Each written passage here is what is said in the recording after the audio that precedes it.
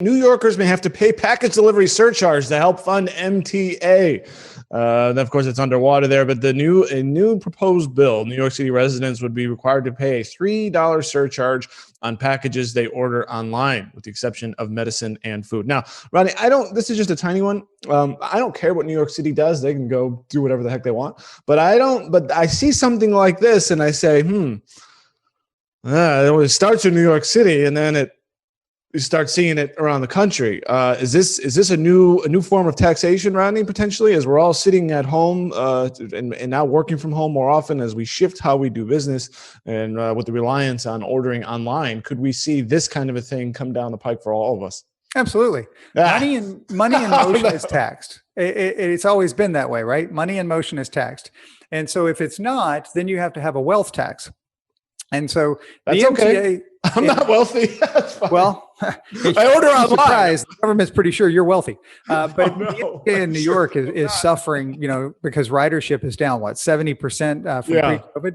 It's really ugly. And of course, the system is vast and the system serves at the basic level the poorest population because they don't have the alternative to take an Uber or cab or their private car or whatever. And so we got to squeeze them somehow. Right. So if you don't maintain it, then you're just putting your economy further behind until you figure out another approach.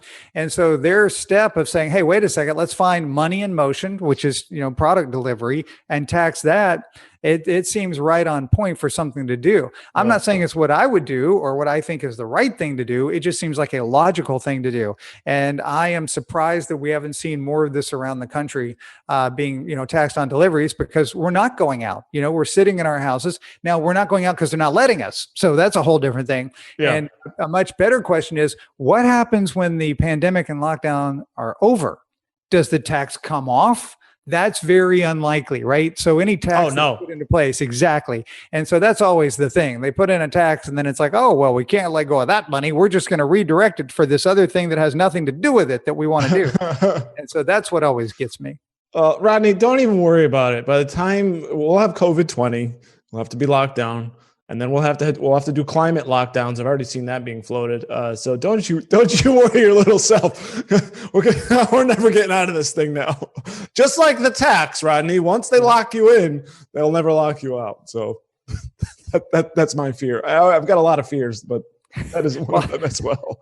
I know you broadcast from your basement, so don't worry. We know you're locked down in a basement somewhere. the barn bunker is where I sit.